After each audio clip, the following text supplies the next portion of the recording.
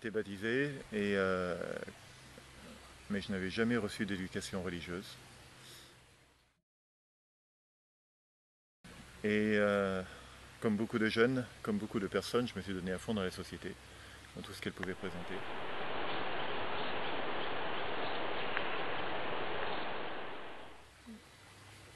Ce qui fait qu'à une époque, j'ai connu ce que l'on appelait le hard rock, entre autres AC/DC, Iron Maiden, Motorhead, et ça c'est des groupes qui sont très connus de beaucoup de jeunes, tu connais peut-être. AC/DC, ils reviennent là. AC/DC, oui. En 2003, je me suis renseigné, il y avait aussi Iron Maiden qui revenait. Ouais. Ce qui n'est pas sans poser des questions d'ailleurs aussi, mais enfin ça c'est autre chose. Donc j'ai beaucoup chanté, en particulier sur AC/DC. Il y a une chanson qui s'appelle Hell's Bells, dans la traduction veut dire les cloches de l'enfer, et qui n'est ni plus ni moins qu'un hymne de louange à Satan.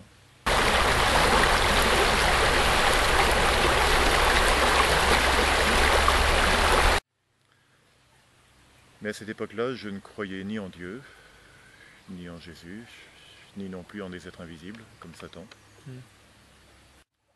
tout au moins en leur existence. Mais je chantais dessus et j'allais voir aussi des films.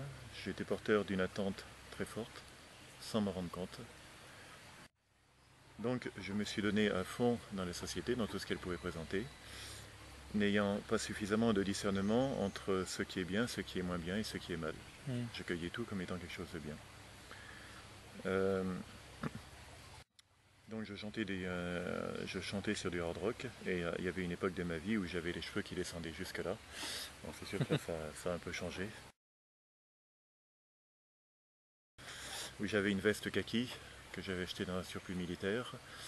Et sur cette veste, j'avais dessiné un gros tigre rouge, très discret. Alors c'est sûr que là aussi ça a changé. Des années plus tard, je découvrirai être la soif de Dieu.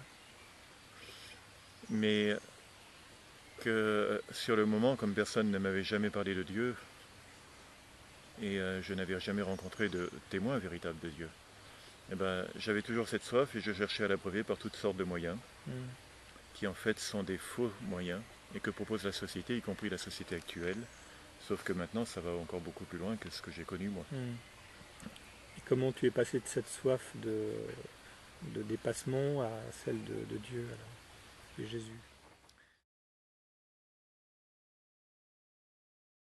Ben, la soif de déplacement, c'était la soif de Dieu. C'est une seule et même chose. Je crois profondément que tout être humain sur la terre est porteur d'une soif. Il y a quelque chose inscrit en lui qui fait qu'il a soif de Dieu. Et qu'il le veuille ou non, qu'il l'accepte ou non, qu'il en ait conscience ou non, cette soif, elle demeure. Après, il va chercher à la brûler. Alors qu'il l'appelle la soif du bonheur, qu'il l'appelle de différents noms, je crois qu'on ne peut trouver le véritable bonheur que dans la mesure où on se tourne un jour ou l'autre vers la source véritable de ce bonheur qui est Dieu. Le plus dur maintenant, c'est de découvrir dans cette source, dans cette quête du bonheur, un homme, Jésus, qui va nous parler. Comment ça peut arriver, ça? Pour ma part, j'avais été baptisé, et c'est une chose qui est importante, puisque le baptême va changer ma vie. C'est-à-dire qu'un jour, mais un jour très précis, ça devait être, alors soit j'avais 15 ans, soit 17 ans, je ne sais plus, enfin, dans ces âges-là. Un jour très précis, je m'en souviens très bien, ma vie a changé. Mais il n'y a pas eu d'événement extérieur, il n'y a pas eu d'épreuve, ni intérieure ni extérieure. Et je me suis senti poussé, du jour au lendemain, à chercher du karaté traditionnel. Je n'ai aucun souvenir que quelqu'un m'ait parlé de karaté traditionnel ou que quelqu'un m'en ait, ou que je l'ai lu quelque part.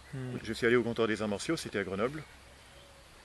Et au comptoir des arts martiaux, qui est le lieu où normalement existent officiellement les clubs d'arts martiaux, il n'y avait aucune adresse de club de karaté traditionnel. Le style existait bien en France, mais il n'y en avait pas à Grenoble.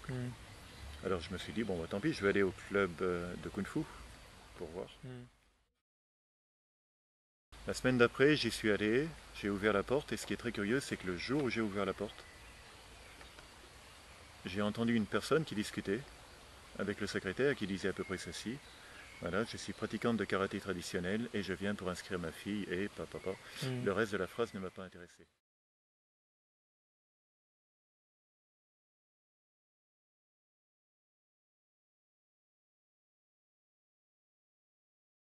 D'accord.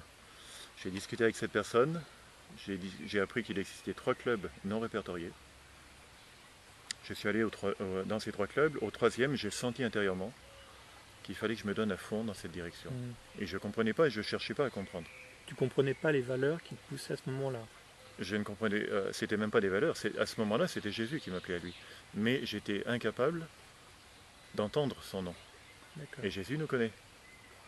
La seule explication que j'ai pu trouver, c'est que Jésus est intervenu dans ma vie. Mais comme il savait que je n'étais pas prêt à intervenir, que je n'étais pas prêt à accepter ce nom, je crois que si à l'époque on m'avait parlé de Jésus-Christ, qu'un jour je deviendrais... Ah, je crois que c'est peut-être la personne. Bah, je t'attends.